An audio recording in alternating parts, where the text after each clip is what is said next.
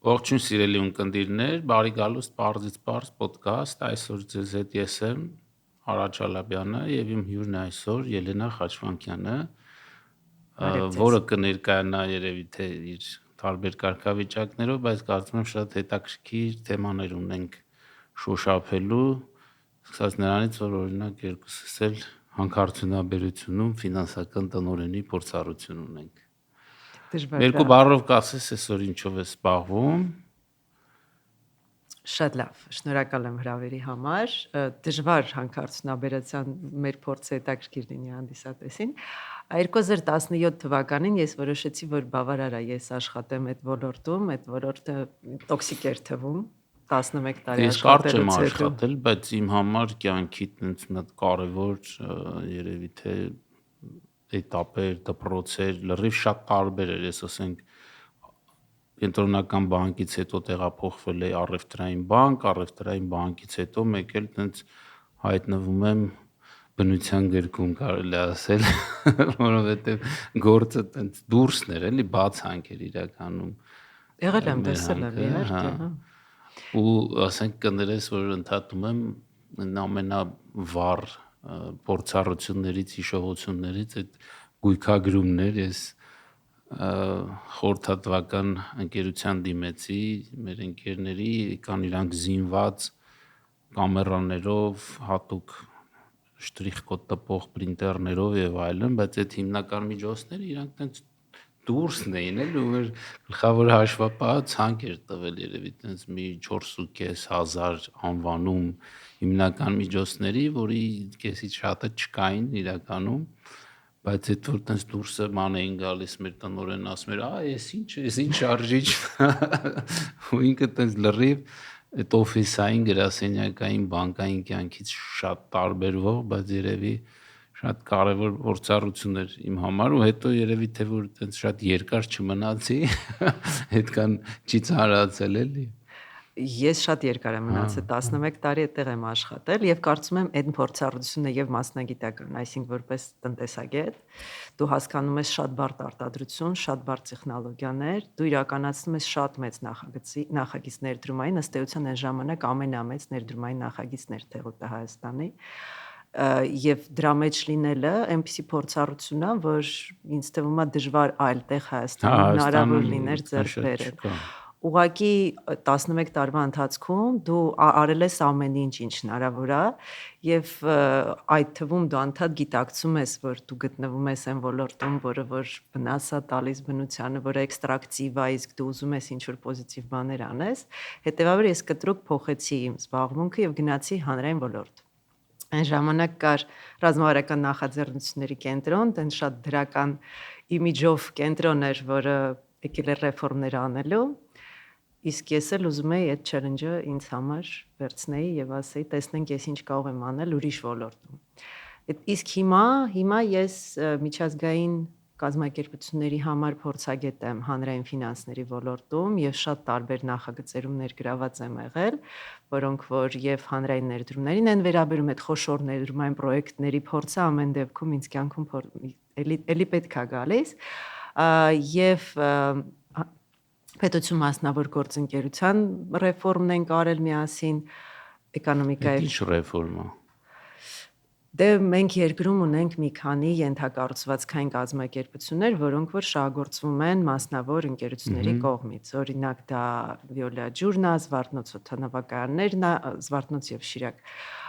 դա երկաթգիծն է, դա ոնց որ աշխարհում կոչվում է PPP, պետություն մասնավոր գործընկերություն եւ Հայաստանում այդ պայմանագրերը PMG-ն, այո, եւ Հայաստանում իրենք կնքվել են առանց օրենսդրական շրջանակի։ Այսինքն այդ ամեն պայմանագիր ունի իր մեջ եւ պայմանագիր եւ պայմանագրի ստորագրման փոխարինող մասը ոնց է։ Հա, բայց խնդիրը նրանում էր, որ իրանք կնքվել են ոչ մրցակցային պայմաններով հիմնականում, այսինքն ոչ թափանցիկ են եղել եւ այլն։ Օրենսդրական շրջանակը միտված էր նրան, որ եկեք այդ ամեն ինչը կարգավորենք, որ եթե դուք ուզում եք շարունակեք անել նման պայմանագրեր, եկեք անենք մրցութային, բաց, թափանցիկ, միջազգային ընկերություններ կան եւ հանրությունը դրանից հնարավորինս շատ օգուտ ստանա։ Ի տարբերություն այն դեպքերի, երբ որ դու ունենում ես ոչ թափանցիկ պայմանագիր եւ ունենում ես չբալանսավորված պետության եւ մասնավորի միջև ռիսկեր եւ շահույթներ։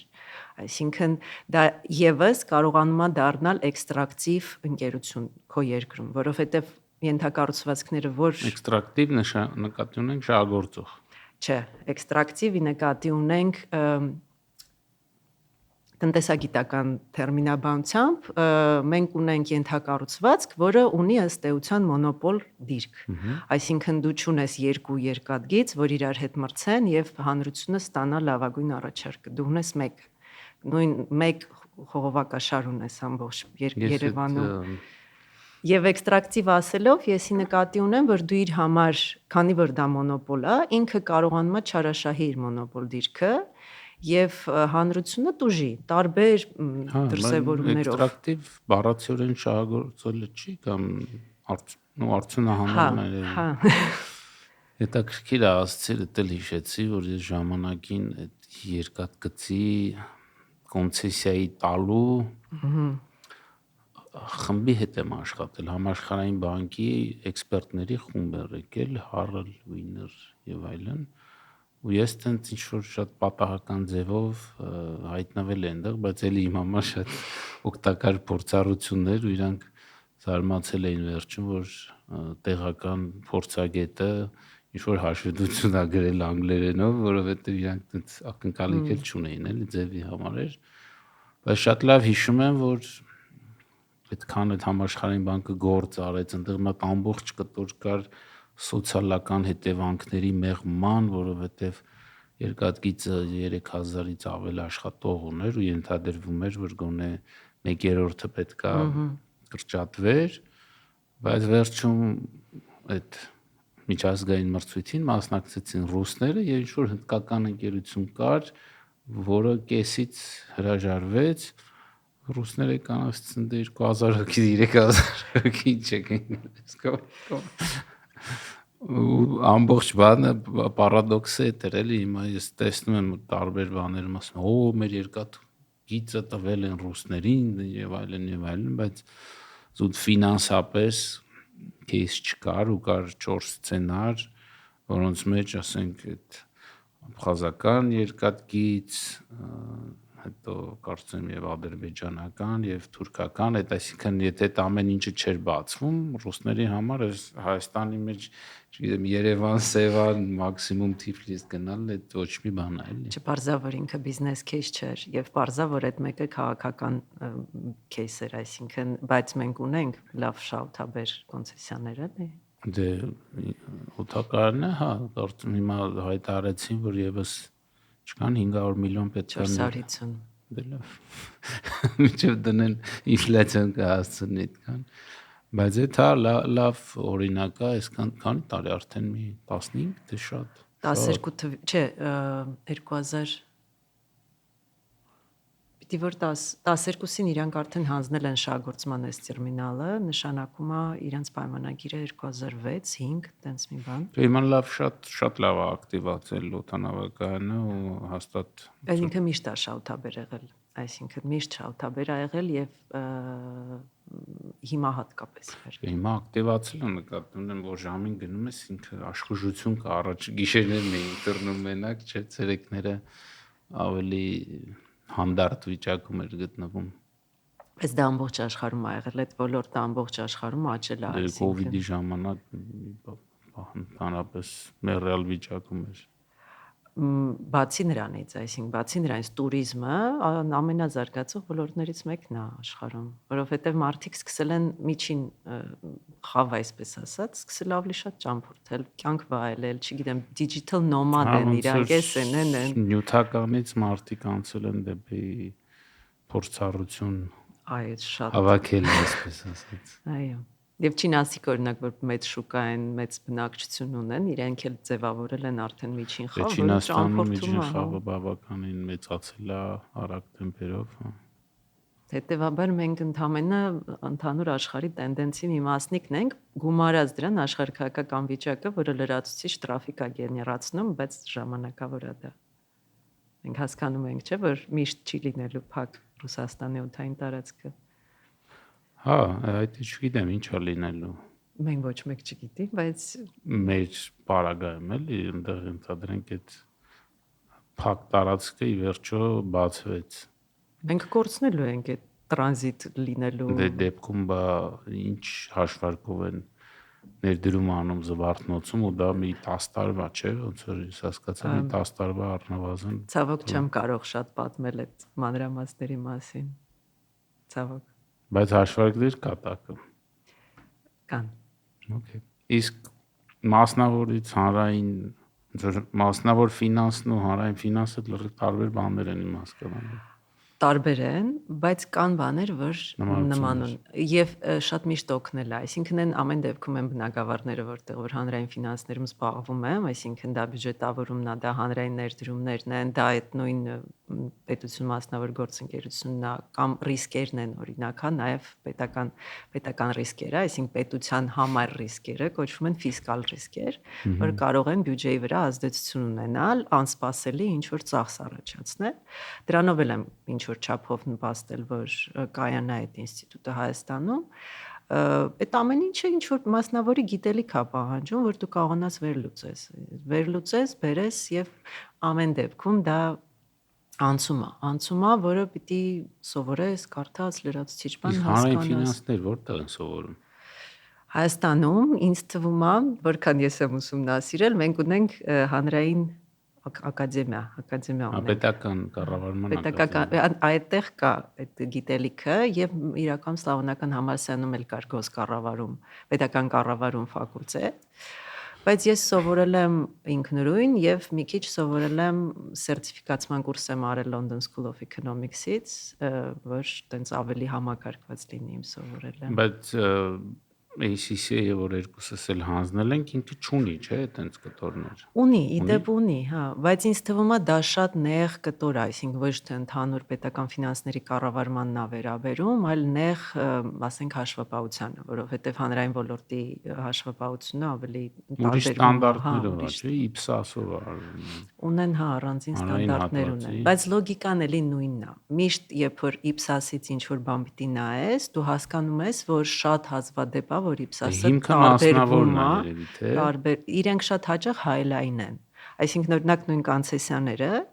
ունեն հատուկ ստանդարտ կա FRS-ի մեջ, որ կոնցեսիաներին է վերաբերում, թե մասնավորը ինչպես է ճանաչելու իր կողմից ստորագրված պայմանագիրը։ Highline ունի, հա, թե ոնց է պետությունը ճանաչելու։ Ցավոք սրտի Հայաստանում մենք չունենք հանրային հատվածի հաշվեկշիռ, այսինքն մենք չենք հասել նրան, որ մենք ճանաչենք։ Իմ հասկանալով ամենաբարդ բանն է, օրինակ, չգիտեմ, մշակութային արժեքները, թանգարանները, չգիտեմ, այդ տիպի բարդ բաները ոնց պիտի գնահատես, որտեղ պիտի հաշվառես։ Մինչև դա շատ բան կա, որ ավելի հեշտ է հաշվառել, այսինքն նույն չէ, շենքերը, մեքենաները, մեր ֆինանսական հաշվետվություն ասածը հանրայինի, դա հիմնականում բյուջեի շուրջ է, ճիշտ է։ Cash flow։ Հա, իսկ դրամական հոսքերը բյուջեով մի տարվա, այո, դրա ոնց որ մի տարվա չի, ավելի երկարաժամկետ է։ ՄԺԾ-ն ենթադրենք, չէ, միջնաժամկետ ծրագրային, չգիտեմ, բյուջետավորում ինչ է։ Բյուջետային ծրագիր, հա։ Բայց մեկը ինքը ոնց որ այդքան էլ չի ստացվում, որ իմ հասկանալով այդտեղ մի քիչ մտածելակերպի փոփոխություն է պահանջում, էլի։ Շատ ուժեղ, այսինքն երբ որ դու պիտի դրամային հաշվառումից անցնես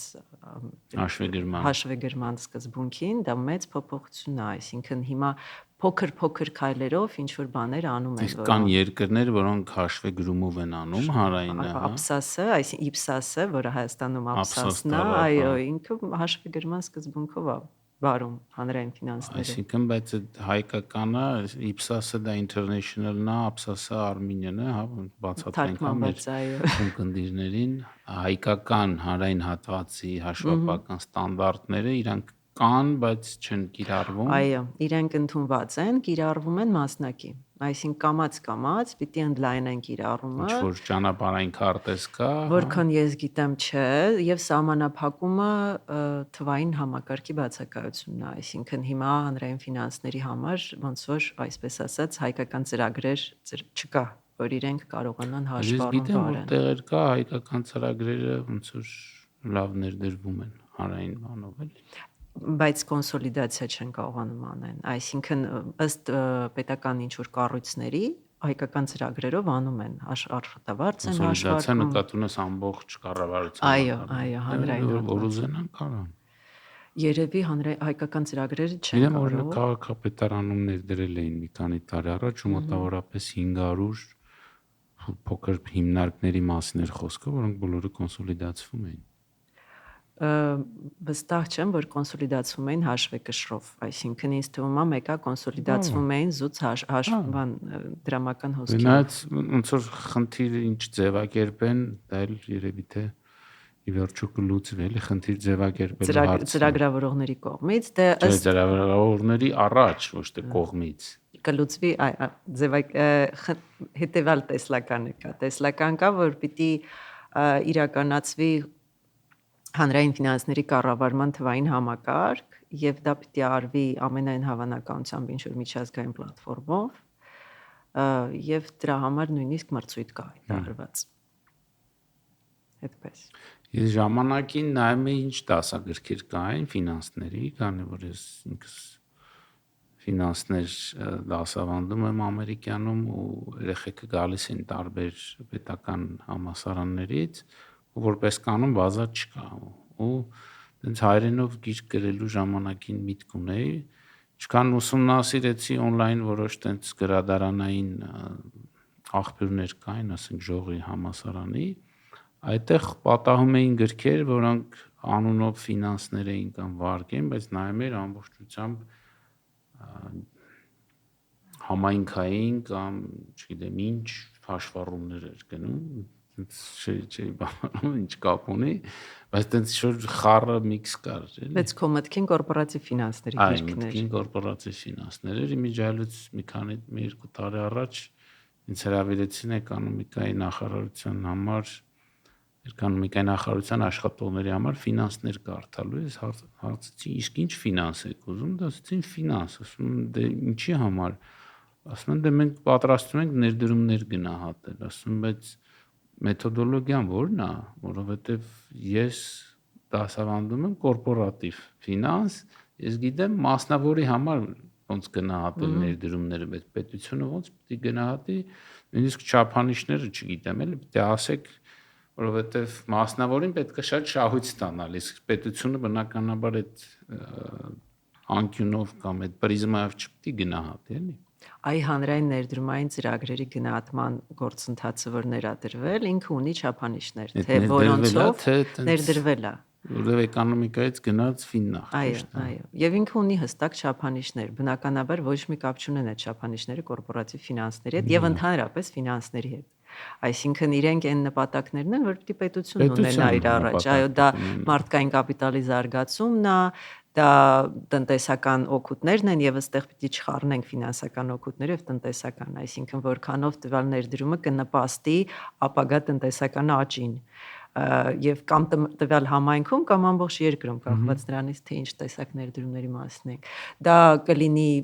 ծրագրի ռիսկայնությունը, որովհետեւ պետությունը չպիտի շատ ռիսկային ծրագրերի մեջ գումարներ դնի, որ հետո ծրագիրը չիրականանա, դա արտասահմանում ասում են սպիտակ փիղ, այսինքն դու շատ մեծ ինչ որ ծրագիր ունես, դու ուզում ես անես, քեզ թվում է որ դրանով բոլորի կյանքը կփոխվի, դու անընդհատ ներդրում ես անում, երբեք չես վերջացնում այդ ներդրումը, դառնում է անիմաստ մի բան, որ դու սարքել ես ու չես օգտագործում։ Կալիֆոռնիայում, Լոս Անջելես, Սան Ֆրանցիսկո երկաթ գիծ կա, որ քո ասած միլիարդները հա դնում են, ինքը տենց վերջ չունի։ Այսինքն սպիտակ փիղ է։ Դու ուզում ես, որ այդ օգուտները որքան հնարավոր է շուտ գան քո հանրություն, որ բոլորը սկսեն օգուտ ստանալ դրանից։ Այսինքն չափանիշները կան։ Խնդիրը նրանում է, որ հա իհարկե պետք է սովորեն այդ չափանիշներով գնահատել։ Ուղղակի ինձ թվում է էկոնոմիկայի նախարարությունը նաև մասնավոր նախագծեր է գնահատում, որովհետև շատ պետական աջակցություն ծրագրեր ունեն եւ իրենց երևի պետքա նաև հասկանալ, թե ինչպես գնահատեն այդ ծրագրերը իրագործելի են, թե չէ, այսինքն հենց դասական ֆինանսական լոգիկայով, որպեսզի չստացվի, որ պետությունը աջակցում է մի հատ սպիտակ մասնավոր փղի գոյացմանը։ Okay, բարձր։ Իսկ քանի որ դու հիմա նաև վերջերս ընտրվել ես իրեն տնօրենների հայկական ինստիտուտի նախագահ։ Ու ըստ էության տնօրենների հայկական ինստիտուտը կորպորատիվ կառավարման մասին է, որի շուրջ մենք մեր կոնֆերանսի ընթացքում ուշագիր ընկեցինք։ Նաև առաջում ես հանրային կառավարմանը, ճիշտ է։ Կապում եմ կորպորատիվ կառավարմանը։ Այդ երկուսի ոնց որ կապը հասկանալ։ Սկզբից մի փոքր ասենք, թե ինչի մասին է տնօրենների հայկական ինստիտուտը, արդեն 10 տարեկան է եւ իր նպատակներ նպաստել, այո, նախատեսում ենք նշել այդ 10 տարեկան լինելը, բոլոր երկրներում, զարգացած երկրներում կան այդպիսի ինստիտուտներ, որոնք որ միավորում են երկրում եղած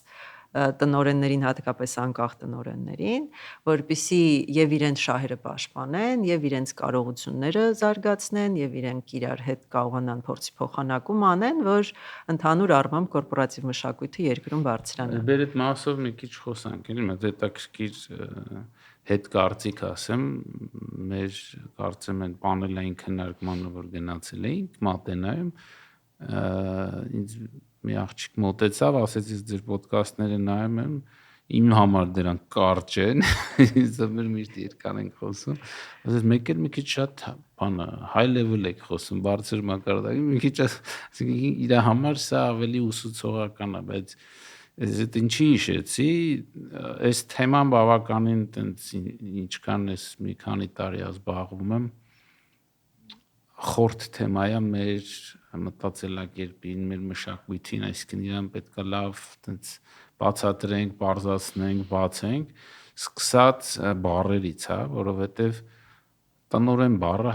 հայերենում կամ մեր այսօրվա առօրյա լեքսիկոնում նշանակում է գործադիր տնօրեն, ով որ ունի կնիկ, հա, կնիկ փողն է։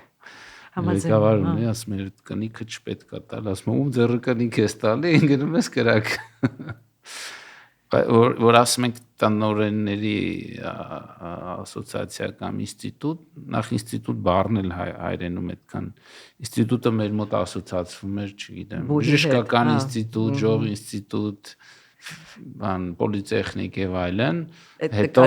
բոլորը դարձան համալսարան, քանի որ իրականում ինստիտուտ չէին, համալսարաններ էին։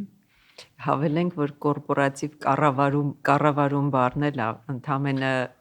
եւ management եւ governance երկուսն է թարգմանվում կառավարում։ Զբաղվել եմ մեր ներքին աուդիտի ստանդարտների թարգմանությամբ եւ նախկինում եւ վերջի խմբագրումը, դա էլ մի հատ ուրիշ խնդիր է, ասեմ, ավելի բան կառավարումն էլ կամ մենեջմենտի governance-ի տարբերությունն էլ չես կարող բացատրես, որովհետև ունենք երկու բառ՝ կառավարում, ղեկավարում, ու կախված կոնտեքստից, իրավիճակից, իրանք երկուսն էլ ոնց որ կիրառվում են, հա, դասական ոնց որ օրինակը դա կորպորատիվ կառավարումը որպես corporate governance եւ ռիսկերի կառավարումը որպես risk management, երկու դեպքում էլ հայերենում օգտագործվում է արդեն իսկ կառավարում բառը, բայց ես գործընկերներ ունեմ, որ մեր թարգմանության ժամանակ ասեցին, չէ, կառավարումը այդ մենեջմենտն է։ Իսկ governance-ը այդ ղեկավարումն է, ասում, լավ, ղեկավարումը ենթադրենք governance-ն է, իսկ մենեջմենտին ոչինչ, որ ասում ենք ղեկավարներ, ոչ ենք ասում կառավարիչներ, չէ՞, մեր մոտ ավելի ընդունված ասել ղեկավարներ, եւ ղեկավարը ավելի շուտ մենեջերին ենք ասում, ոչ թե գավերներներին կամ դայրեկտորներին, չէ՞, բայց դա էլ է խառնված, էլի։ Եթե ղեկը, այսինքն ղեկավարումը ղեկ բառից է, ապա կենթադրենք, որ դա մեր գործադիրն է, որ ղեկը ձեռքում է, այսինքն ոչ թե Նակ անգլերենում մեր ստանդարտները ասում են senior management and board, հա, այսինքն ավագ ղեկավարություն եւ խորհուրդ։ Խորհրդում ենթադրվում է, որ խորհուրդները տարբեր են լինում, տնօրենների խորհուրդ կարա լինի, հոգաբարձուների խորհուրդ կարա լինի, խորհրդատվական Խորհրդատվական կարող է լինի, բայց խորհրդատվական խորհուրդը որոշումներ չի կայացնում, դրա համար մեր կոնտեքստում դա չի վերաբերվում երևի թե իրան, չնայած որ մեր հայկական իրականության մեջ ես հաճախ տեսնում եմ, որ անունով կարող է ինքը տնօրենների խորհուրդ լինի, բայց իրականում այնպես է հավաքած, որ իրանք իրականում խորհուրդ են տալիս մաքսիմում էլի։ Դա էլ է մի ուրիշ խնդիր, որ մենք հաճախ ձևի ու բովանդակության տարբերություններ ունենք, էլի։ Կարծում եմ, որ տարիները պետք որ փոխվի եւ կարծում եմ, որ նաեւ սեփականատերերի, այսինքն բիզնեսի սեփականատերերի կուլտուրայի փոփոխություն պիտի տեղի ունենա։ Բիզնեսի եւ ինչու՞ չէ հանրային էլ, որտեղ ունենք պետական մասնակցությամբ ընկերություններ, ունենք տարբեր պետական մարմիններ, որոնք ունեն օրինակ խորհուրդներ կամ հանձնաժողովներ են, որ ըստ էության էլի խորհուրդներ են, որոնք որ ձևավորվում են սովորաբար ինչ որ ծանոթ մարդկանցից, չէ, այսինքն ոչ չեն ծառայում իրանց բուն նպատակին։ Երբ որ խորհուրդը կարա ծառայի, չէ, հանձնաժողովներին նշանակում է ազգային ժողովը սովորաբար։ Այդ տեսակ հանձնաժողովերին, այո։ Բայց մի հատ վերադառնանք ոնց որ շարենք, հա, այսինքն տնօրենների հայկական ինստիտուտը դա ըստ էության խորհրդի անդամների ասոցիացիա է։ Այդպես է։ Մի քիչ այլ բառերով որ ասենք, ոնց որ տեղը դնենք, ինչպես եւ մեր ներքին աուդիտորների ինստիտուտն է ասոցիացիա, ինչու է ինստիտուտ, որովհետեւ մենք միջազգային անուններ ենք վերցրել, մեր պարագայում էլ, կարծում եմ ձեր պարագայում էլ այդ բառն է օգտագործվում։ Ես նոր եմ վերադարձել միություններից, օրինակ իրանք թեև օգտագործում են մեր միջազգային բրենդը, լոգոն եւ այլն, բայց օգտագործում են ներքին աուդիտորների ասոցիացիա։ Իրանք ինստիտուտ չեն ասում։ Ես ինստիտուտ բառը շատ եմ սիրում, այսինքն ինձ թվում է, եթե ես մի օր սկսեմ դոկտորական գրել, ապա հենց ինստիտուցիոնալ տնտեսագիտության մասին է լինելու դա, որովհետեւ ես որքան ուսումնասիրում եմ տնտեսագիտական ժամանակակից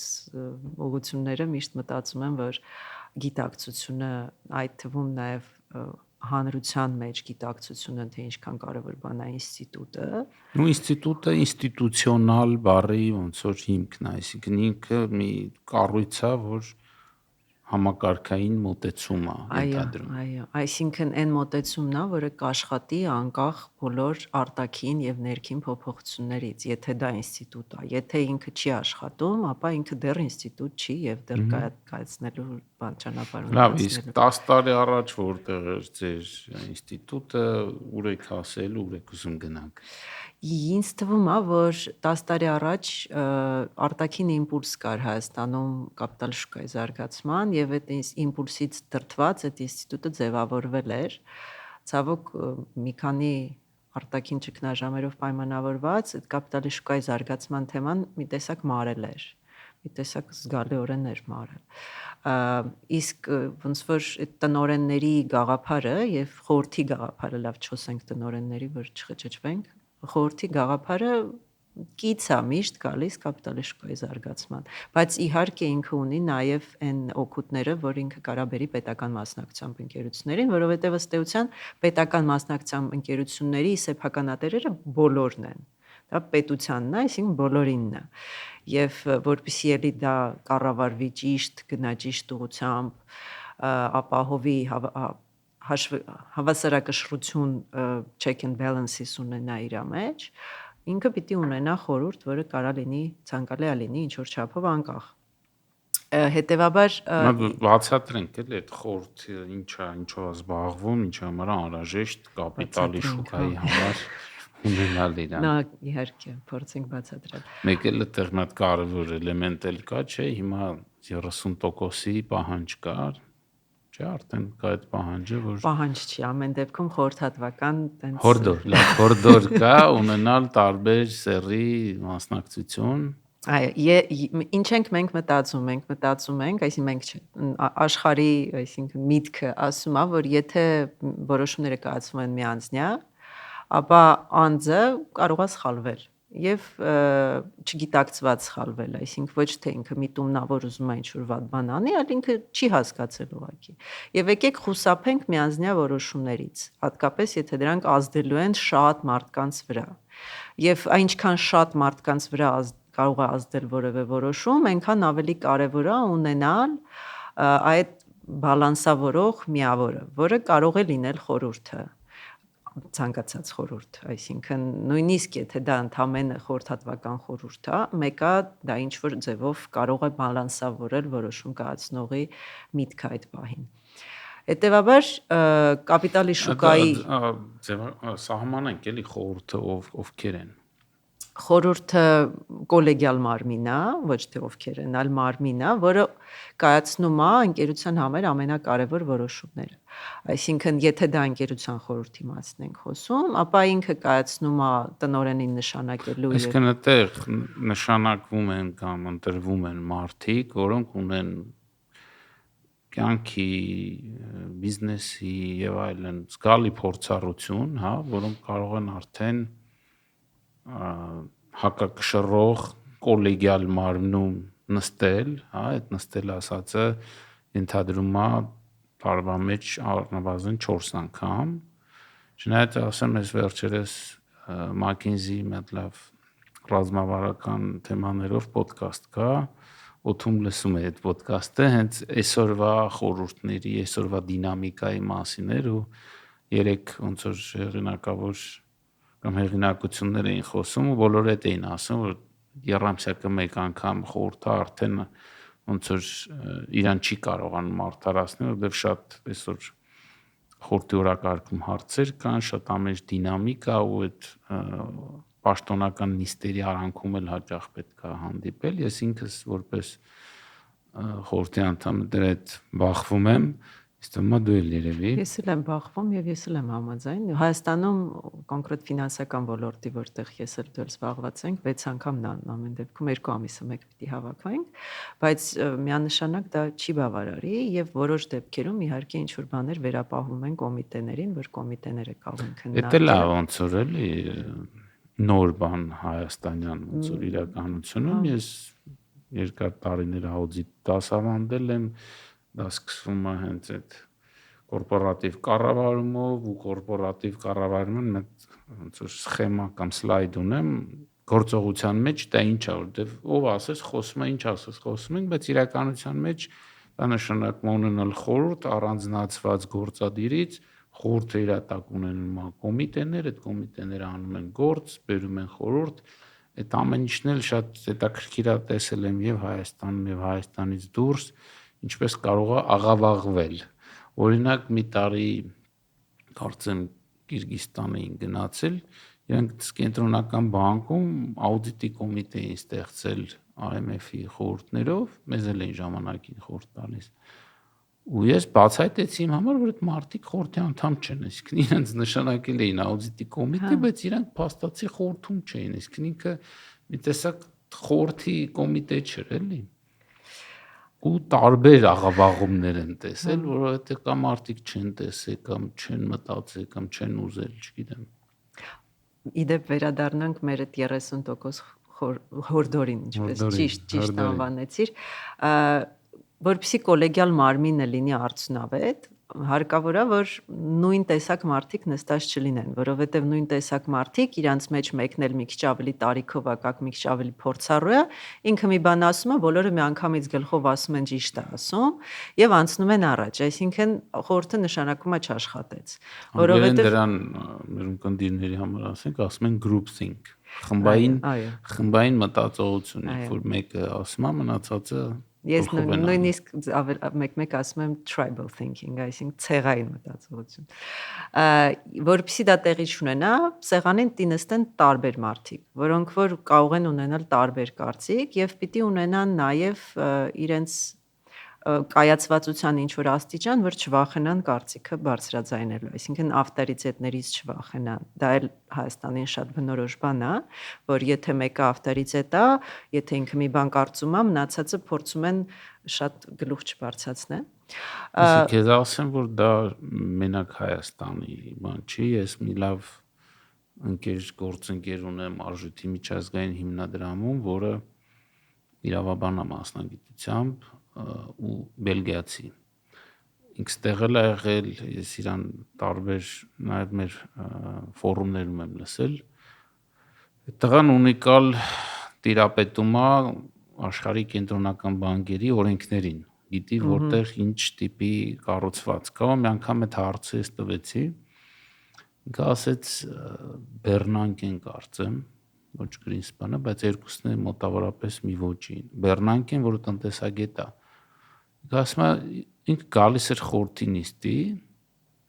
ասում էր ինչ պետք է, ինքը ինչ է ուզում, ու նայում էր մյուսներին, հələ մեկը փորձվեք շեղվեք, էլի, կամ ասենք ով հանգարց փորձեր բանաներ, ինչ որ այլ կարծիք արտահայտեր, տեղում ասում է ոչնչացնում էր։ Այդ ասում է Վաշինգտոնում աշխատող եվրոպացի իհարկե, Եվ Բեռնանկեի մասին։ ու ասում է, այսինքն տենց չի էլի, որ ասենք միտեղ սենց է, ամբողջ երկիրը միտեղ ուրիշ է, անհատականություններից շատ կախված է, ու իրականում խորհրդի նախագահը պետք է վերջինը խոսա։ Եթե դու ուզում ես այդ բազմակարծությունը, պետք է հնարավորություն տաս մարդիկ արտահայտվեն, ուտեղ նա շատ կարևոր բան էլ կա, էլի, նախ այդ կոլեգիալությունը մեր մոտ շատ դժվար է, քո ասած տարիներ, սերունդներ է երևի պետք, որ մարդիկ կարողանան իրար հետ ինչ որ որոշումներ կայացնել, որովհետև հաճախ մարդ ունի կարծիք, ուզում է կարծիք անպայման առաջ տան, իրան թվում է իր կարծիքը ճիշտն է, ու եթե հենց հիմա այդ կարծիքը չընդունեցին, մենք սխալ ուղղությամբ ենք գնալու, ու դա բնականաբար վերում է նրան, որ այդ կոլեգիալությունը չի աշխատում, կամ հայտնվում է մեկը, որ շատ դոմինանտ է ու հավաքում է, ասած, այնպես մարդկանց, որոնք գլխով անողներ են, էլի, բայց իրականում խորհուրդը ավելի բարդ ոնց որ կառուցված կա մարմինը հավաքելու ու ինքը թիմային պետք է լինի։ Այդ խորհուրդը պետք է կարողանա նստել պայմանավորվել, ինքը ոնց է աշխատելու, ինչ խնդիրներ է լուծելու, ոնց է ինքը իրան գնահատելու, ու ես IMF-ից COVID-ի տարիներն էր, ոնց որ օգնություն, օժանդակություն բերեցի, on-line էքսպերտներ էին խոսում, նախ հավաքեցինք գիտելիքի, այսպես ասած, բազա, որովհետև մեր մոտ խնդիր առաջացավ, էլի նոր խորհրդի անդամներ սկսեցին գալ կենտրոնական բանկ դրսից։ Նախկինում շատ հաճախ ներսից էին մարդիկ գալիս, որոշակի պատկերացում ունեին այդ ամեն ինչ ինչպես է աշխատում, սկսեցին դրսից մարդիկ գալ, ու այսպես ասած onboarding-ի խնդիր կար, այսինքն լավ մարդը ուրիշ փորձառություն ունի, եկել է, ոնց անես, որ ինքը մի քիչ ավելի արագ մտնի թեմայի մեջ, կամ որպես խորհրդի անդամ իրան ինչ է պետք իմանալ։ Նույնիսկ մեջից գնացող մարդը, որը ինչ որ մի հատ վարչության պետ է աշխատել, ինչ որ կոնկրետ ուղղությամբ, մեկը խորհրդի անդամը լրիվ ուրիշ գործառույթներ է ընդհանրում։ Այդ մարդիկ այդ մասերը շատ մոտ տպավորվել է, էլի պատմում են նախ որ պետք է կարողանալ իրար հետ նախ պայմանավորվել։ Երկրորդը շատ կարևոր է որ փոխլրացնող լինեն այդ մարդիկ, այսինքն բոլորը նույն բանի մասնագետը չլինեն։ Եվ մի հատ է շատ կարևոր բան էին ասում էին free rider պետք է չլինի։ Այսինքն այդ զայչիկը ասածը հայերեն չգիտեմ ոնց է այդ ձրի երթևեկողը հիմա սկսել է մեր քաղաքապետարանը տուգանել, չէ, այսինքն ասում են այդ ձրի երթևեկողը պետք է չլինի, որովհետև ինքը փչացնում է բանը։ Այդ նույն բանը ես օրինակ ուսանողների մեջ եմ տեսնում, որ խմբային աշխատանք ես տալիս, որպես կանոն աշխատող երեխեք սկսում են բողոքել, որ միշտ խմբում կա գլուխ պահող, որ մենք գործը անում ենք, ինքը վերջում գնահատական է ստանում։ Բայց խորհրդում այդ առավել կարևոր է, այդ մասը շատ երևում է, էլի։ Նախ հեշտ է պահկվել մի տեսակ, բայց երկրորդը շատ կարևոր է, որ ամեն խորհրդի անդամ իր ներդրում ունենա գործի մեջ։ Դե տեսանկյունից նախագահի գործն է, էլի, շատ կարևոր, այսինքն որ նախագահան հասկանա, ու ինձ թվում է բոլոր նախագահային վերաբերող գրքերում գրված է, որ ինքը ֆասիլիտատորն է, ինքը քննարկում, ինքը փորձելու է իմանալով յուրաքանչյուր սեղանի նստած մարդու անձնական տեսակը իրեն խոսեցնի, որովհետև ինքը նաև գիտի, թե ամեն մեկից ինչ օգուտ կարա քաղել։ Այդպես արդեն free rider-ը իրեն վատ կզգա, պոտենցիալ free rider-ը, այսպես ասենք, էլի, որ ինքը չունի որևէ օգուտ, որ պիտի նստի այդ սեղանի շուրջ ու օգուտ չբերի։ Որովհետև ինձ թվում է խորհրդի անդամ նշանակվողը պիտի հասկանա, որ ինչի համար է ինքը նշանակվում խորհրդի անդամ, ինչ օգուտ ինքը կկարողանա բերել, ինչ փոփոխություն կկարողանա բերել, եւ մենակ դրանից հետո համաձայնվի դրանով զբաղվել։ Մնացած պարագաները կդառնա free rider։ Բայց այդ նաև նշանակողների խնդիրն է, օրինակ մենք Սևադայի հետ ենք մի քանի ոդկաստ առաջ խոսում, հա, այդ ոնց որ կարևոր խնդիր է, ով է նշանակում, ինչ խնդիր է լուծում, հետո հակակշիռը այդ ոնց որ ռուչնոյ քաշելու մասին է, էլի, բայց խորհուրդը նաև կարևոր դեր ունի ռազմավարություն ձևավորելու, այդ ռազմավարությունը գործադիրի հետ ոնց որ միասին համաձայնեցնելու, ու ես նաև տեսել եմ ոնց որ տարակարծություններ, թե ով պետք է գրի ռազմավարություն, էլի, խորհուրդը պետք է գրի գործադիրը պետք է անի, թե գործադիրը պետք է գրի, խորհուրդը պետք է հաստատի։ Ես իմ համար դրա պատասխանները գտա այս տարի COSON Corporate Governance-ի framework-ի draft բան արեց, հա, բոլոր բառերս անգլերեն է, բայց կորպորատիվ կառավարման հայեցակարգի նախագիծ դրեց ոնց որ հանրային քննարկման, հետո իրավաբանները այդեն շատ կոշտ հակազդեցին, բայց ինձ շատ էր դուր եկինք, սկզբունքների հիման վրա էր ու այդ իմ բոլոր հարցերի պատասխանները տալիս է։ OECD-ից տարբեր սկզբունքներ էին, որ իրավաբանները հարձակվել էին, որովհետև կորպորատիվ կառավարումը մինչև այսօր միշտ OECD-ն էր սկզբունքները սահմանում։ OECD-ն ոնց որ տալիս է կանոնագրքի սկզբունքներ, չէ՞։ OECD հիման վրա կանոնագիրքն է օրինակ մեր գրած։ Մեր այո, բայց ինքը դա բոլորի մենակ մերը չէ։ Մենակ կանոնագիրքը չի, ավելի ճիշտ է ասել ամբողջ օրենսդրական շրջանակը, որովհետև կան պահանջներ, որ պարտադիր են կատարման համար։ Իսկ չգիտեմ, OECD-ն Ամերիկայի վրա տարածվում է, թե եվրոպական ավելի։ Չնայած իրանք մաս են, չէ՞, OECD-ի։ Մաս են։ Դե COSON ունի ներքին հսկողության հայեցակարգ, ունի ռիսկերի կառավարման հայեցակարգ, նա դե ֆրոդի ռիսկերի ունի, այս ոնց որ ամբողջացնում էր այդ ամեն ինչը։ Շատ հետաքրքիր է, ես էլ կնայեմ։ Կորպորատիվ կառավարման կարող չգտնես, ես քեզ կարամ ուղարկեմ download-արած։ Եթե շատ փակարած չի, փակված չի։ Հետաքրքիր է, որ այս հայեցակարգը իջնում է մինչև people and culture, այսինքն մինչև մարդիկ, մինչև մշակույթ, բնականաբար ռիսկեր համապատասխանություն, աուդիտ, այդ ամեն ինչը ծածկում է, բայց նաև հստակ ասում է օրինակ այս բանով խորհրդի դերը որն է, գործադիրի դերը որն է եւ այլն, ու 24 սկզբունքների շուրջ է այդ ամեն ինչը կառուցում, չեմ հիշում 6 դոմեյն, 6 տիրույթ, 24 սկզբունք, հա, մեր իմիգվա ներքին աուդիտի ստանդարտներն էլ ոնց որ տիրույթներով ու սկզբունքներով 5 տիրույթ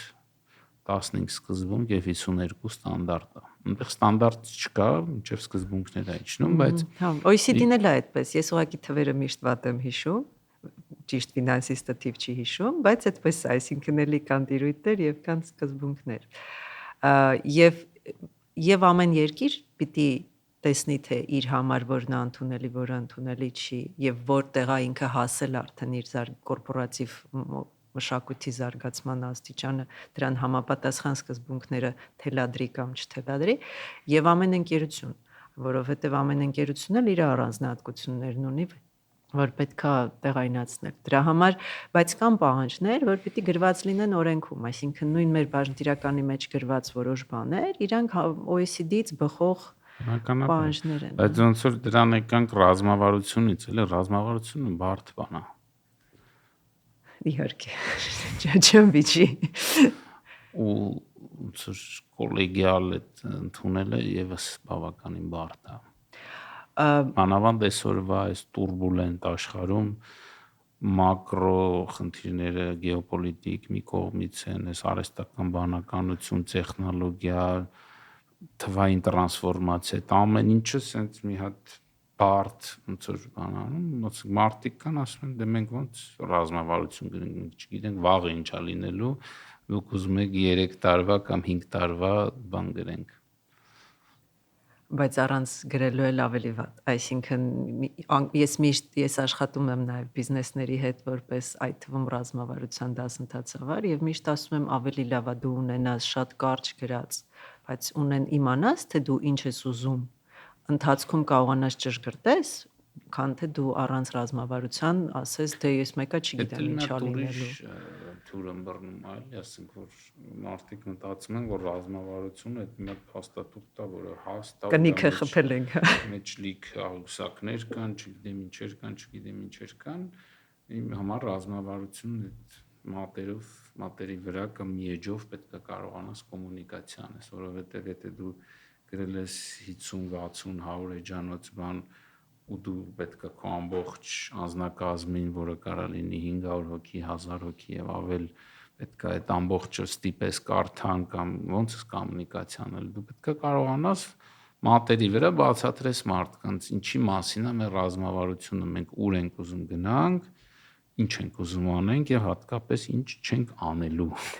որովհետեւ դա դժվար էլի, մարդիկ ամեն ինչով ուզում են զբաղվել, էսել անենք, Ռազմավարությունը չէ ասելու մեջ է, այսինքն սա մեր առաջնահերթությունը չի։ Հետո ինքը հմտություն է, դու իրան պետքա ոնց որ մարզվելու պես բան է, դու իրանով պետքա զբաղվես, որպեսզի դու միշտ ֆորմայի մեջ լինես։ Հաճախ դրանից էլ են վախենում մարդիկ, որ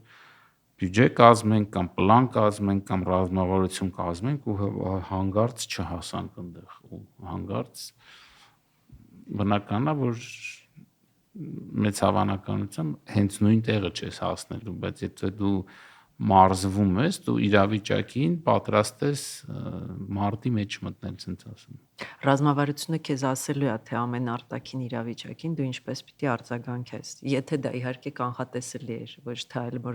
մոլորակայանների այցներ էլ, այսինքն դու պատրաստ ես կամ դու գոնե գրես, գիտես թե ինչ սկզբունքներով, ինչ մշակույթով պիտի առաջնորդվես այս իրավիճակից դուրս գալու համար։ Եթե դու դա ոչ միտեղ չես ֆիքսել, ապա քո ամեն աշխատողի մոտ ծագող խնդիրը չի իմանալու դեպի ուր պիտի նայի, որ լուծումը գտնի։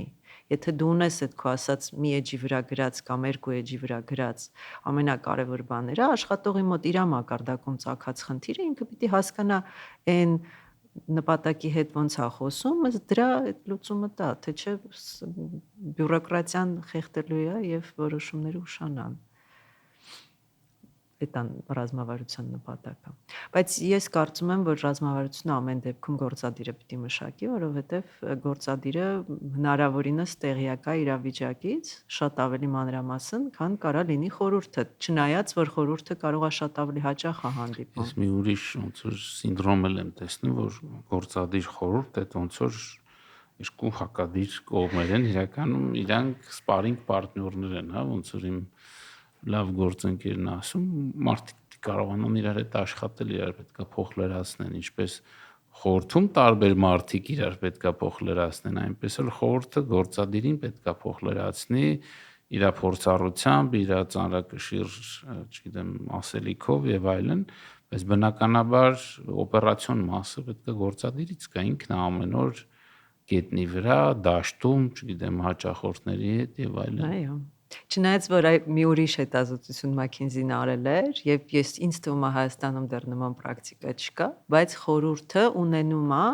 հանդիպումներ, իրենք ուսումնասիրել էին ամերիկյան խոշոր ընկերությունների խորհուրդների օրակարգը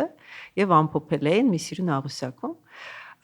եւ իրենք ունենում են հանդիպումներ հաճախորդների հետ։ Այսինքն իրենք ունենում են հանդիպումներ տարբեր stakeholder-ների հետ, շահակիցների հետ, տարբեր խմբերի, բնականաբար աշխատակիցների հետ միշտ էլ ունեցել են,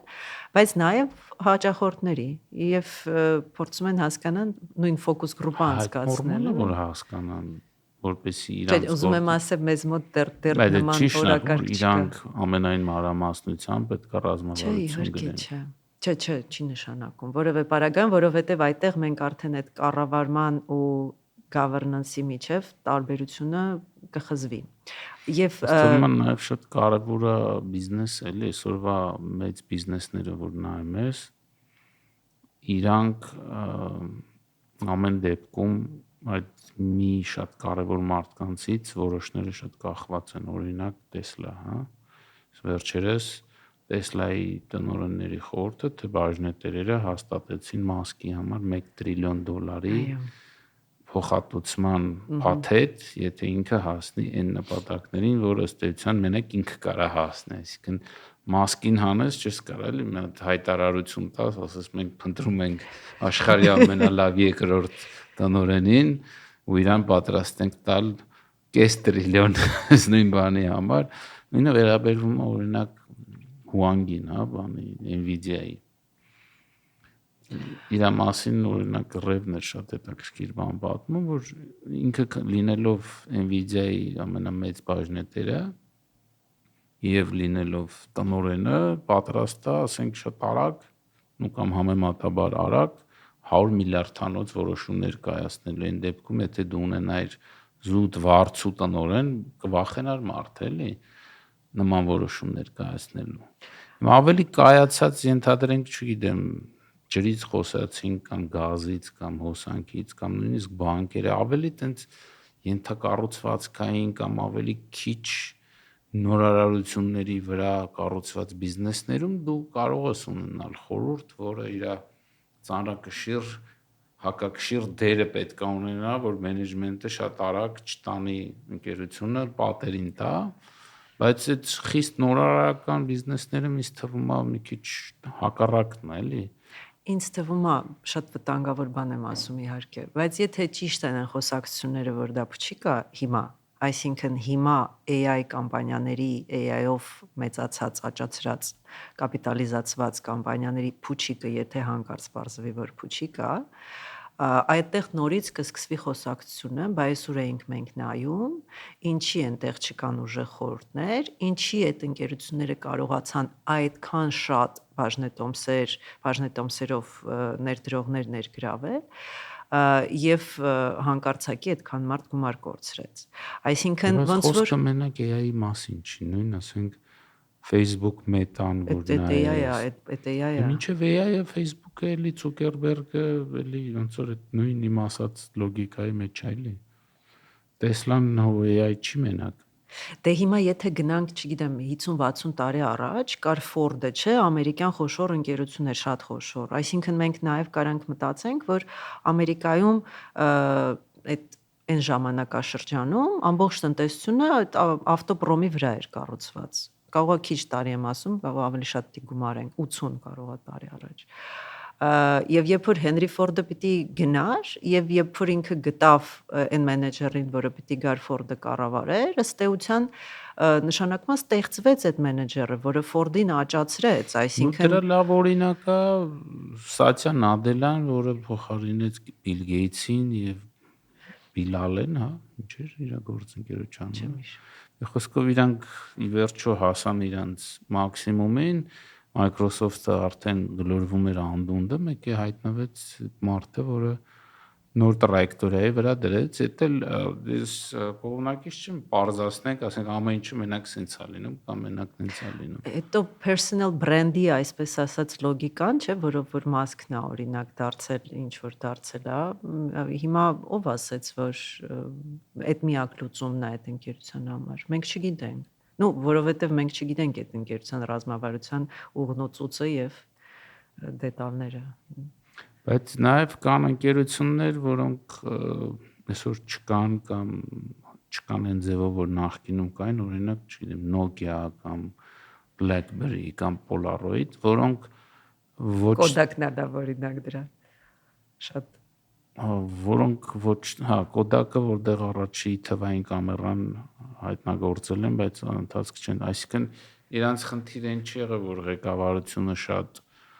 ռիսկ վերցնող ա եղել, գնացել է պատերին աղբել, այլ հակառակը, ոնց որ ռազմավարական գիծը բաց են թողել ու ըստ էության մրցակիցները տարել են բիզնես, էլի։ Բնական բան է, ինձ թվում է պիտի մեզ շատ չհուզի։ Կարևոր է, որ այդ տեսակ ճգնաժամեր խորհրդի մասին խոսում ենք այդ հակակշռի կոնտեքստում, որ ինքը պետք է զսպի մենեջմենտին, բայց խորհուրդը ըստ էության ավելի բրդի, այո, մենակ զսպելու գործը չէ՞ էլի։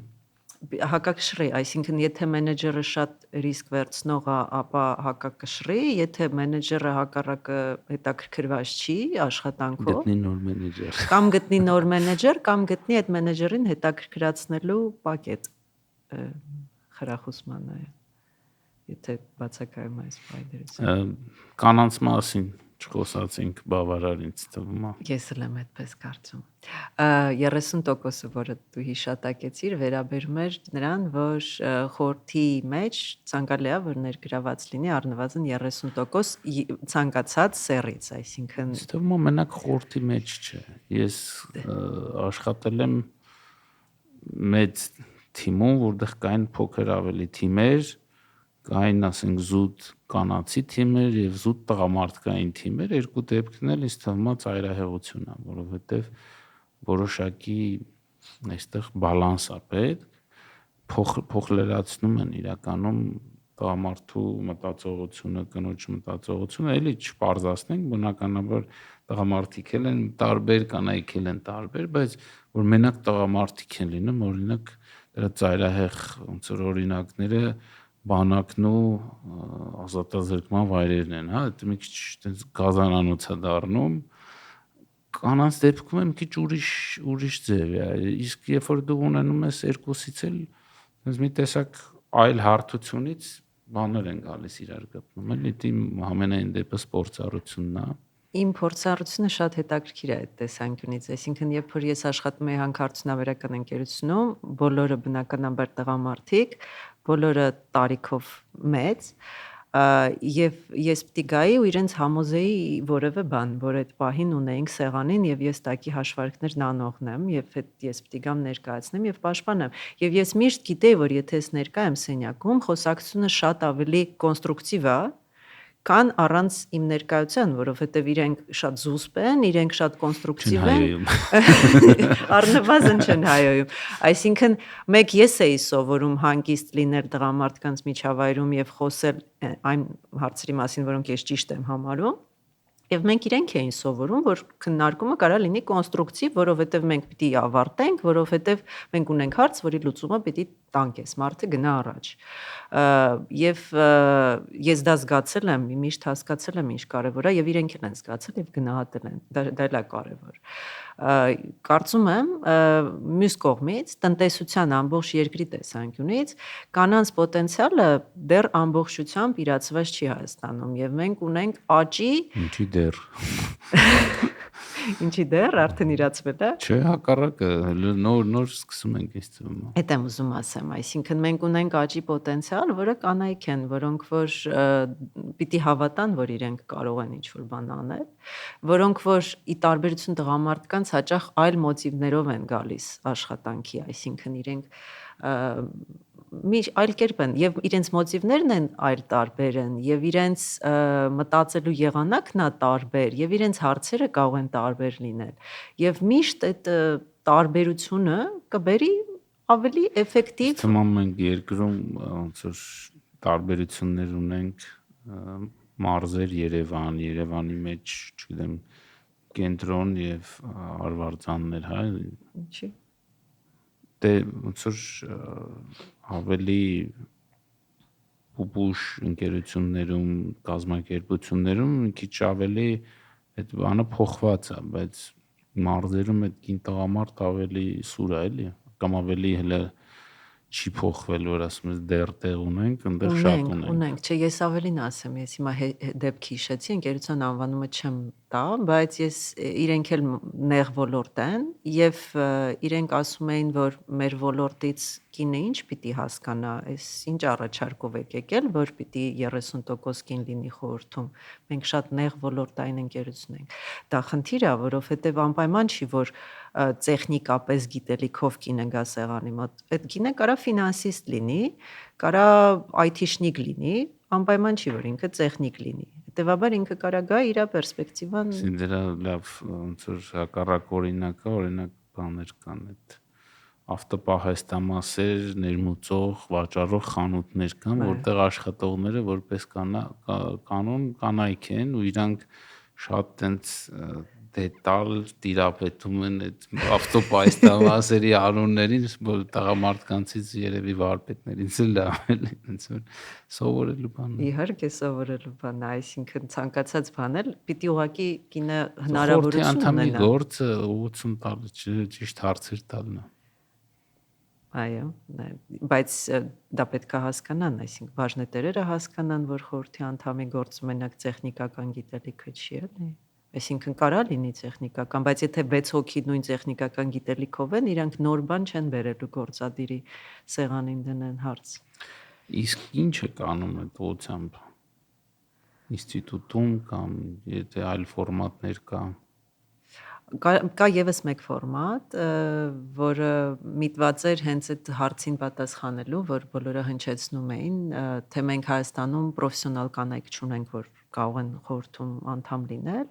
եւ ստեղծվեց կանայք պրոֆեսիոնալ տղամարդիկ շատ ունեն, կանայք չունեն։ Միշտ դա է, միշտ ու երբ որ դու նայում ես համալսարաններում, թե ինչքան ավելի բարձր գնահատականներով են աղջիկներն ավարտում, ասում ես այդ կարծիքը որտեղից որ Իմ ուսանողների հիմա գերակշիռ մեծամասնությունը աղջիկ են։ տղաները չեն ուզում սովորեն ընդհանրապես։ Ես այդտեղ ինձ թվում է խնդիր ունենք, չնայած կարող է շատ ներկայացուցչական չի իմ բարագայում, որովհետև ես վերջերս կարդում էի մի ծանոթ կա մարդկային ռեսուրսների ոլորտից, որ համասարանում էր մագիստրատուրայում սկսել դասավանդել ու մեծ մասը ասում է տղային։ Բայց ամերիկանում իմ մագիստրոսական խմբերում միտեղ 22-ից 2-ն են տղա, մյուս տեղը մի քիչ ավելի բալանսավորված է, 19-ից կարող է 5-6-ը երևի տղա։ Բայց այս վերջի տարիների միտումները լրիվ տեղա ավելի շատ տղաների մոտ տարբեր ոնց որ խնդիրներ կա, լի բանակ գնալ գալուց հետո շատերի մոտ մոտիվացիան կորում է կամ այսօրվա մեր կյանքը բավականին թանկացել է եւ շատ է փողի մասին, այսինքն շատ են ոնց որ տղաները փող աշխատելուն ավելի շատ առաջնահերթություն տալիս եւ այլն, տարբեր ստերեոտիպ բաներ կա, էլի։ Ինձ թվում է մի մասը համասարան չեն գալի, չգիտեմ, գնում են կոդինգ են սովորում, որովհետեւ այտենց կարելի է արագ մտնել աշխատաշուկա եւ ավելի վատ кейսեր էլ կան, այսինքն թրեյդինգ են անում, կրիպտոյով են զբաղվում, այսինքն իրենք մտածում են, որ եթե այսօրվա հացի փողը աշխատում են, այդ էլ տարբերություններից մեկն է կանանց։ Կանայք միշտ ավելի հեռու են նայում, քան տղամարդիկ։ Դե չէ, դա բանա, բնությունն է այդպես ստեղծել, էլի, կինը պիտի մտածի ապագա սերունդների մասին ավելի շատ, քան տղամարդը։ Հիմա ստեղծվեց կանայք տնօրենների խորհրդում ցանցը, որտեղ որ բարբերաբար վերապատրաստումներ են իրականացվում, որտեղ որ մենք համոզվեցինք, որ կան կանայք, որոնք որ պատրաստ են։ Իսկ եմ անգամ on-line ճիշտ է, բայց բանը մարը Շփվել ես այդ կանանց հետ, այո, կորպորատիվ կառավարման մասին եմ խոսում։ Մյուս կողմից, եթե մենք նայենք կանոնագրքին, նայենք նրան, որ կանոնագիրքը իրականացնում ենք ամբողջականորեն, այսինքն բոլոր սկզբունքներով, ոչ միայն նայում ենք մենակ այդ խորհրդատվական 30%-ին, ապա ինքնըստինքյան է գալիս այդ diversity կոչեցյալ, այսինքն որ խորհրդում պիտի լինեն տարբեր մարդիկ եւ տարիքային եւ սեռական եւ մասնագիտական բնագավառում, որովհետեւ խորհուրդը լինի արդյունավետ։ Դե մեր մոտ են մյուս բաները չկա, ասենք դրսում բազմազանությունը շատ ավելի շատ է, չէ, չգիտեմ, սևեր, սպիտակներ, իրանց կյանքը բարդ է, հայ։ Չինացիներ ամեն դեպքում դու պիտի նայես օպտիմալ է քո համար։ Հիմա եթե Հայաստանում կա ընկերություն, ենթադրենք, որ աշխատում է Հնդկաստանի հետ, ինքը կարող է մտածել, որ իրան պետքա այդ ազգի ներկայացուցիչ խորհրդում, որ կարողանա խորհուրդ բերի այդ ազգի մշակութային առանձնահատկությունը, ինչի՞ չէ։ Այսինքն Նա ուրիշ էլ հարց էլի, նոր մտքիս եկավ, հաճախ ասում են, եթե մի սեփականատեր ունի ընկերություն, իրան չինա պետք խորհուրդ։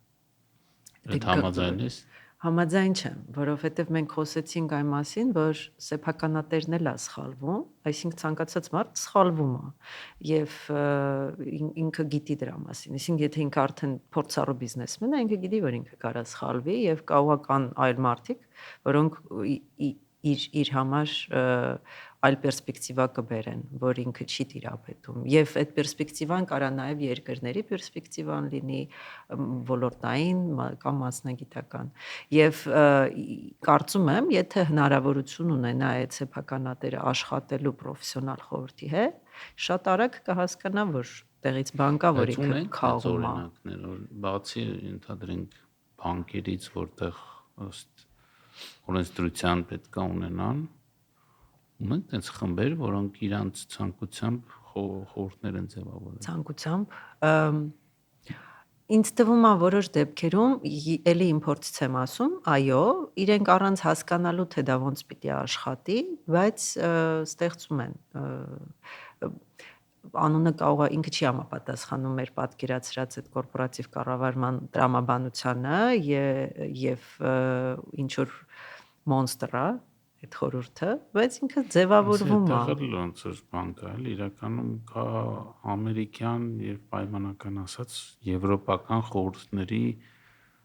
կառուցվածքներ, ճիշտ է։ Եվրոպականում շատ տարբեր է, այսինքն եվրոպականի քո բերած օրինակը ենթադրաբար գերմանականն է։ Ну, հա, որ երկմակարդակ խորհուրդ ունես, ոնց որ օրինակ մեր մոտ բանկերում կա տնօրեն խորհուրդ կամ կա տնօրինություն գից վարչություն, որը այսպես ասած ղեկավար կամ մենեջմենտ խորհուրդն է եւ կա վերահսկող խորհուրդ, որը մենք տենց անուն չենք ասում, բայց ըստ էության վերահսկողը, որտեղ ասում է նույնիսկ տնօրենը չէր կարող անդամ լինել ըստ մեր օրենսդրության, իսկ երկմակարդակ է ստացվում։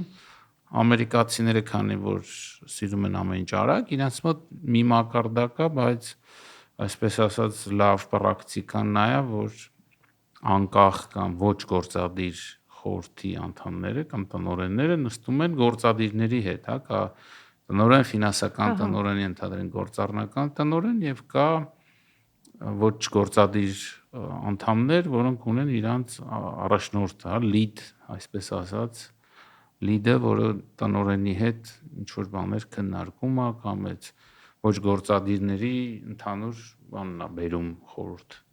Բայց որը մեր մոտ միջալյուց չկա, ես չեմ հանդիպել։ Եվ այդտեղ ոչ գործադիրները ձևավորում են մի քանի առանցքային կոմիտե, այսինքն դա վարձատրության եւ տնօրենի նշան, այսինքն ընտրության կոմիտեն է եւ միշտ պահանջ կա, որ ինքը պիտի լինի ոչ գործադիրներից բաղկացած։ Այսինքն այդ մոդելում էլ դու կարող ես ինչ որ էֆեկտիվ բան ստեղծել, որը անկախությունը բերում է, չնայած որ քո խորհուրդը ամբողջությամբ անկախ չի։ Կոմիտեների միջոցով է բերում։ Հա, ասած սենա որ տարբեր մոդելներ կա, մեր մոտ քանի որ մեկն է գործում, դրա մասին ենք, դրա շուրջ ենք խոսում, բայց իրականում աշխարհում տարբեր Եվ իմ ասած, հա, ինձ թվում է այդ օրինակը, որ ասում են, որ բիզնեսները, որոնք որ պարտադրված չեն դա անելու, անում են այդ ինչ որ միքս տարբերակ, որ գործադիրը եւ ինչ որ ուրիշ մարդիկ կողքից բան գալիս են, միասին ինչ որ բան են քննարկում, էլի։ Որոշ դեպքերում ինձ թվում է փորձառու բիզնեսմենին նույնիսկ մի տեսակ պատասխանատվությունը տենց տարբեր մարդկանց վրա բաժանելու հանգստություն է տալիս, էլի, ներքուստ։ Ուրիշ բաներ էլ եմ ես հանդիպել կամ կարդացել նույն ամերիկյան ընկերությունների մասին, օրինակ քոչերի, հա, մարզիչների Bill Campbell կար, որը Google-ում եւ Apple-ում միաժամանակ երկու տեղն էլ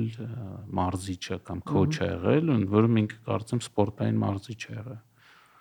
Ու իրան Ջոբսը կարծեմ Սթիվ Ջոբսը ասում է կողմնորոշվի կամ այս կողմ կամ այն կողմ, ասում է ես կոնֆլիկտ չունեմ։ Շահերի բախում չունեմ, ես ընտրության խնդիր էլ չունեմ ու վերջով ոնց որ երկու տեղն էլ մնում է։ Բայց այդ մարդը ոնց որ էլի փորձառու ու կողքից օգնող խորհրդատու է, որևէ որոշում չի կայացնում, բայց նաև օգնում է, որ որոշում կայացնողները կարողանան ճիշտ ֆորմայի մեջ լինել, այսպես ասած, մարզիչի դերը։ Բայց անձնական, չէ, այսինքն ամեն դեպքում անձնական չէ, բիզնես քոչ։ Ոչ թե անձնական քոչ, բիզնես քոչ։ Ամեն դեպքում, եթե ինքը ենթադրել է, որ կոնֆլիկտ չկա, շահերի բախում չկա, նշանակում է, որ կոնֆիդենցիալ ինֆորմացիայի հետ չի հանդիպել իր աշխատանքի ընթացքում։ Չի հանդիպել կամ ստեղից ընդեղ չի տարել, չի։ Չէ, ստեղից ընդեղ տանելը չի նշանակում, որ կոնֆլիկտ չունես։ Այսինքն նշանակում է, որ չի հանդիպել։ Իսկ եթե վերադառնանք նույն հանրայինին, հա, որովհետև ես այդ հարցը աուդիտի կոնտեքստում ունեմ, էլի, դարձով paper էլ ունեմ գրած, երկար մտածել եմ, ուսումնասիրել եմ, բայց բավականին խրթին հարց է։ պետական մարմիններում կամ պետական կառավարման մարմիններում խորհուրդներ չկան։ Կլասիկ դասական հասկացություն չկա։ Դիմա նախարարությունները ստեղծել են հանրային խորհուրդ, դժվարանա մեկնաբանեմ թե հանրային խորհուրդը ինքը տենց խորհրդակցական խորհրդի պես բան է։ Նույնիսկ դրանից էլ մի քիչ, այսինքն այդ ինչի հիշեցի, որ ասացիր անկախ անդամներ ձևավորել են հակակշիռ եւ այլն, հիմա պետական կառավարման մարմնում, որը ըստ էության մեր բոլորի փողերի հետ գործ ունի, այդ ոնց է հակակշիռները ձևավորել։ Եթե խոսենք ընկերությունների մասին, այսինքն պետության սեփականությամբ գտնվող ինչ որ ընկերությունների մասին, դրանք կարող են ունենալ տեսականորեն կարելի է խորհուրդ նշանակել։ Բայց երբ որ դու գալիս ես դեպի այն դաշտ, որտեղ որ կառավարիչը արդեն քաղաքական գործիչ է, դու դժվարանում ես մտածել, թե ինչպես այնտեղ կողքից մարմին ստեղծես, որը ոչ քաղաքական մարմին է։ Այսինքն, եթե դու չունես տեխնոկրատ կոչեցյալ կառավարություն, այդ սկզբունքով ձևավորված կառավարություն, ապա ես չեմ պատկերացնում անկախ մարմին, որը դրակից գործում է։ Օրինակներ կան, չգիտեմ, Անգլիա, Էստոնիա, տարբեր եվրոպական երկրներ կան, Ավստրալիա, Նոր Զելանդիա, որոնք անկախ աուդիտի կոմիտե են ձևավորում, այսինքն ամբողջական խորհուրդ չկա, բայց գոնե այդ հակակշռող մարմինը աուդիտի կոմիտե ձևավորում են, որտեղ նստում են անկախ խորհրդի անդամներ։ Հիմա մեր մոտ դա էլի մտածելակերպի առումով բավականին դժվար առաջ տարվող բան է, որովհետև ասում են դե մենք գաղտնի ինֆորմացիայի հետ գործ ունենք եւ այլն, դրսից հետո պետք է բերենք նստացնենք, պատմենք այդ ամեն ինչը։ Չնայած որ այդ ամեն ինչի հետ մեկտեղ սրանից 5 տարի առաջ կառավարությունը որոշեց, որ կարող են արտապատվիրակել ներքին աուդիտը։ Ու շատերը գնացին դրան, մի մասը չգնաց, այդ իմ մոտ մեծ հարցական էր մինչև հիմա էլ դրա օրինակ ես չգիտեմ այլ երկրներում, որ outsource անեն ներքին աուդիտը, որ ըստ էության պետքա գործ ունենա շատ նաև զգայուն ինֆորմացիաների հետ, ցանկացած պետական մարմին կարծում եմ զգայուն ինֆորմացիա ունի։ Բայց աուդիտի կոմիտեում պարտադիր չի են ամենայն զգայունությամբ գնան, մյուս կողմից դա որոշակի ապահովություն է տալիս, որ գոնե կողքից ինչ-որ պրոֆեսիոնալ մարդիկ, ոչ քաղաքական, բայց պրոֆեսիոնալ կարող են այդ հարցերը տալ, ինչ որ վերաբերվում է հանրային ֆինանսները թափանցիկ կառավարելուն, էլի։ Մենք չենք հասցրել քեզ հետ խոսենք, թե ներքին աուդիտի գործառույթները պետական սեկտորում ինչքանով են լայն կամ նեղ, բայց երբ որ ես խոսում էի այլ երկրների հանրային սեկտորի ներքին աուդիտորների հետ, ես հասկանում էի, որ իրենք մենակ ծախսելուն չեն, որ նայում են, այսինքն իրենք պիտի նայեն, թե ընդհանուր process-ները ինչ ծառայություն որ մատուցում է այդ մարմինը, կարող է հանրային ծառայությունա մատուցում, կարող է շփվում է ինչ որ բիզնեսների հետ, տարբեր գործառույթներ ունեն, այո։ Եվ ինչը իմ տեսանկյունից շատ կարևոր է, ինքը նաև նայում է թե ռազմավարությունները, որոնք որ ունեն այդ ոլորտները կամ այդ նախարարությունները, ինչքանով արդյունավետ են իրագործվում կամ չեն իրագործվում, եւ եթե չեն իրագործվում, ժամանակին բարձրաձայնենք, ասենք, որ ստեղ ինչ որ բաց ունենք կադրերի կամ չգիտեմ ռեսուրսների եւ այլնի, այդ լայն իմաստով շատ բան անող ծառայությունն է, այսպես ասենք, էլի։ Եվ այդտեղ մի կարևոր բառ էլ կա, կներես, որ ընդհատում եմ, որ էլի մեր լեզվամտածողության մեջ այդքան չկա, դա մենք թարգմանել ենք արդյունավետ եւ էֆեկտիվ, որովհետեւ իրականում հայերեն երկուսն էլ արդյունավետ է թարգմանվում, efficient and effective, տարբեր բառեր էլ կա, արդյունավետ, օգտավետ, ես առաջարկեցի մեր թիմին, ասացի բերեք արդյունավետ եւ էֆեկտիվ թարգմանենք, որովհետեւ էֆեկտիվը էֆեկտիվն է, հետեւաբար արդյունավետը մյուսն է, ես տեսել եմ օրինակ, որ արդյունավետը էֆեկտիվն է, իսկ օգտավետը efficient-ն է, այդ դեպքում միշտ հարց առաջանում, ես որ մեկն էր, ու բայց բացի բառը, գաղափարը այդքան հասկանալի չի, այսինքն Շատ մեծ խնդրեմ է դա։ էֆեկտիվը շատ կարևոր բառ է աուդիտի կոնտեքստում, կառավարման կոնտեքստում, ռազմավարության կոնտեքստում, այսինքն դու հասնում ես քո նպատակին, թե չէ, ոչ թե ռեսուրսն ես արդյունավետ օգտագործում, որը ընդամենը մուտք ու ելքի մասին է, այլ քո խնդիրը կատարում ես, թե ուղղակի անում ես այն ինչ որ ամեն օր էիր անում, կարող մի քիչ ավելի լավ կամ մի քիչ ավելի վատ ու ժամանակի ընթացքում կարող է լրիվ ուրիշ տեղ հայտնվես, էլի։ Եվ ստեղ շատ լուրջ խնդրի ենք էլի մոտենում։ Եթե դու ունես հաշվետվողականություն յուրաքանչյուր մարմնի կողմից, իր կողմից արածի եւ չարածի համար, ապա իր համար դառնում է կարևոր, որպես հաշվետվություն ներկայացնող անձի,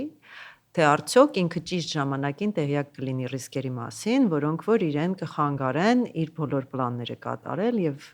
լինել արդյունավետ եւ էֆեկտիվ, ինչպես դու ասեցիր։ Եվ այդպես կառաջանա պահանջ, որ այո, ես ուզում եմ ուժեղ ներքին աուդիտ, ես ուզում եմ ինչ-որ մարմին, որը կօգնի ուժեղացնել այդ ներքին աուդիտը, որպեսզի ինքը լինի հնարավորինս անկախ։ Բայց քանի դեռ մենք չունենք այդ կուլտուրան հաշվետվողականության, քանի դեռ մենք տեսնում ենք շատ դեպքեր, երբ որ մարդը սխալվում է եւ ուժեղ է սխալվում եւ դրա համար պատասխանություն չի կրում, քաղաքական պատասխանությունի նկատի ունեմ, ապա այս պահանջը իր մոտ չի առաջանում, այսինքն այդ իր ում պաշտոնատար անձի, այսինքն պաշտոնատար անձի, որը պիտի լինի ըստ էության գլխավոր շահառուն ներքին աուդիտի, յուրաքանչյուր մարմնի, չէ՞, մենք խոսում ենք, որ ներքին աուդիտի ստորաբաժանումը յուրաքանչյուր մարմնում պիտի լինի։ Եթե այդ մարմնի ղեկավարը զգա, որ ինքը հաշվետու է իր ամբողջ այդ բառի ամբողջական իմաստով, այսինքն եթե մի բան սխալ է գնում, ինքը պատասխանատու է լինելու, հաշվետու եւ պատասխանատու։ Ինքը կսկսի մտածել, թե ոնց անեմ, որ ժամանակին տեղյակ լինեմ խնդիրների մասին։ Բայց այդ հաշվետու եւ պատասխանատուի մեխանիզմը մեր մոտ թերանում է։ Ցավոք։ Մեխանիզմի մասին ենք խոսում, թե մարդկանց։ Մեխանիզմը ենթադրում է կենտրոնական ինչ-որ մի մոտեցում, որը ինչ-որ մի ձևով պետք է ներդրված լինի։ Բայց ես հաճախ տեսել եմ հանրային հատվածում ոչ թե մեխանիզմ, այլ մարդուց կախված։ Այս մի ղեկավարը ունի ավելի թափանցիկ հաշվետու եւ պատասխանատու մոտեցում, դա ձևավորում է, հետո գալիս է իր հաջորդը, ասում է մեր համար կարևոր չի, մենք ուրիշ խնդիրներ ունենք, կարա լինի։ Ու հետո կարող է իրանց հետ էլի մեկը գա, որ ասի չէ, ոնց են կարևոր է։ Այդ հարցով օրինակ անցած տարի մենք Հարավային Աֆրիկայից գործընկեր ունեինք, որը հենց իրանց մոտ հանրային հատվածի գնահատումներ անում։ Ես հարցրեցի, ասեց շատ կախված է ղեկավարից։ Ով որ ավելի պատասխանատու է, հաշվետու է, ինքը դրան ուշադրություն է դարձնում, իր մոտ դա ավելի ձևավորված է, որ չէ, փորձում է այդ ամեն ինչը շրջանցել, չնայած որ 99 թվականից, եթե չեմ սխալվում, իրանց մոտ օրենքով դրած է դա։ Ունենալ անկախ խորհրդի անդամներով աուդիտի կոմիտեներ։ Նույն բանը օրինակ կա Հունաստանում, Հունաստանը հիշում ես մի ֆինանսական ճգնաժամը։ Ոչ միայն ճգնաժամ, իրանց մոտ լուրջ կոռուպցիոն սկանդալներ եղան Եվրոմիության փողերի եւ այլնի հետ, դրանից հետո այդ austerity ոնց գոտին ձգած չէ, ստիպեցին իրենց ապրել։ Ինձ թվում է այդ ժամանակներում ներդրվեց գրականություն կան այլմ էլի, կոչվում է նախարարական աուդիտի կոմիտեներ, այսինքն կոմիտե է, որը ձևավորում է բնականաբար նախարարը, որտեղ ինքն է բարձրագույն կառավարման մարմինը, բայց ձևավորում է արդեն դասի որոշակի անկախ մարդկանցից։ Իմ մոտ միշտ այդ հարցը կա, մենք հələ դեռ չենք հասել այդ ձևավորելու, բայց երբ որ հասնենք, հարց է լինելու, իսկ այդ մարդիկ որտեղից, նույն ձեր ինստիտուտը կամ մեր ինստիտուտը կամ այդ տիպի ինստիտուտները պետք է կարողանան այդ մարդկանց ապահովել, իսկ քանի դեռ այդ դաշտը չկա, այդ մարդիկ իրանցով չեն առաջանում, էլի։ Մարդիկ կան, ես համոզված եմ, որ մարդիկ կան, ուղղակի հիմա ինստիտուտը փորձում է այդ մարդկանց հավաքի մի բազայում, հա, այդ ցանցը, որը վերաբերում էր կանանց, մեկ ուրիշ ուղղվածությամբ էլի բազա է հավաքում մարդկանց։ Մնաց պահանջարկը, այսինքն, եթե պահանջարկ առաջանա, բազան կարող ենք բացել եւ տեսնել, թե ով է համապատասխանում։ Պետք է այդ գործով զբաղվեն, որպեսզի իրանց մոտ ձևավորվի, չէ՞, այդ փորձառությունը։ Դե եթե այդ մարդիկ ունեն փորձառություն, որը մոտ է, հիմա ես էլ չունեի հանրային ֆինանսների փորձառություն։ Աուդիտի կոմիտեի փորձառություն քանի տեղ կարա մարդը Հայաստանում ունենա։ Չգիտեմ, երևի շատ չեն այդ տեղերը, դե ամեն դեպքում ինչ որ բանից պիտի սկսես։ Ես միշտ մտածում եմ, որ եթե դու նույնիսկ նշանակես մարդ, որը զուտ ուզում է սովորի, ինքը կսովորի մի քանի ամսում, ինչ որ բաներ կսկսի հասկանալ։ Եվ կամաց կսկսի օգուտ տալ։ Պարզա որ սենց ոչ մի բան չի լինում, սենց բարդ բաները չեն կարա մի օրում լինեն։ Բայց մեկը կարևորը ձգտումն է, չէ, եթե դու ուզում ես դա ձևավորես, դու սկսում ես այդ ուղղությամբ քայլեր անել կամ մտածում ես, որ դա քո համար կարևոր չի։ Ստրատեգիա է, չէ։ Ինչպես խոսեցինք։ Ինչ որ մի բան անում ես, ինչ որ բան էլ չես անում, որովհետև կարևոր չի։ Էլ ինչ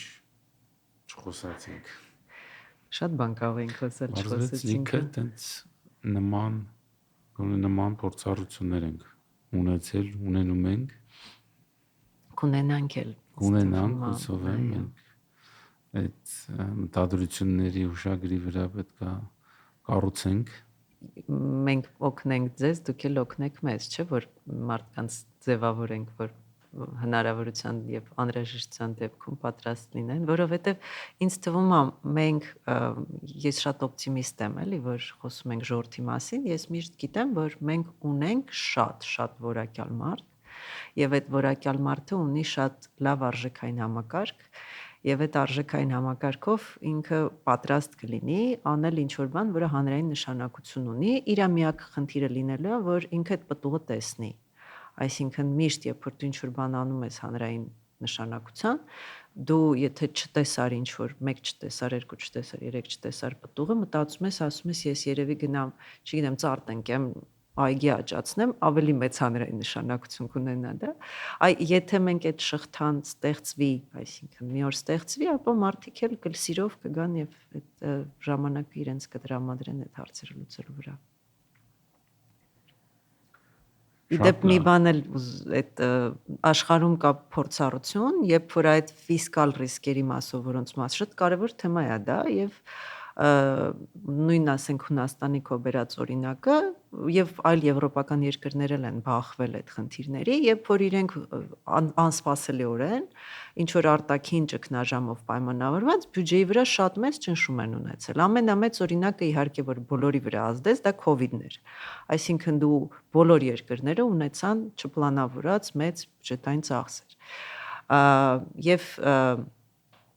երկրները ձևավորում են կամաց այդ անկախ ֆիսկալ ռիսկերի խորհուրդը, որը նայում է, մտածում է, դուրս է բերում ռիսկերը, քննարկում է, թե ինչպես պիտի այդ ռիսկերը կառավարվեն, որոնք են բարձր ռիսկայնությամբ, ցածր ռիսկայնությամբ եւ հետեւաբար իրենք իհարկե պիտի շատ փորձառու մարդիկ լինեն, հանրային ֆինանսներում փորձառու կամ մակրոտնտեսության, տնտեսագիտության փորձառությամբ, բայց դա էլ է օգտակար ինստիտուտ,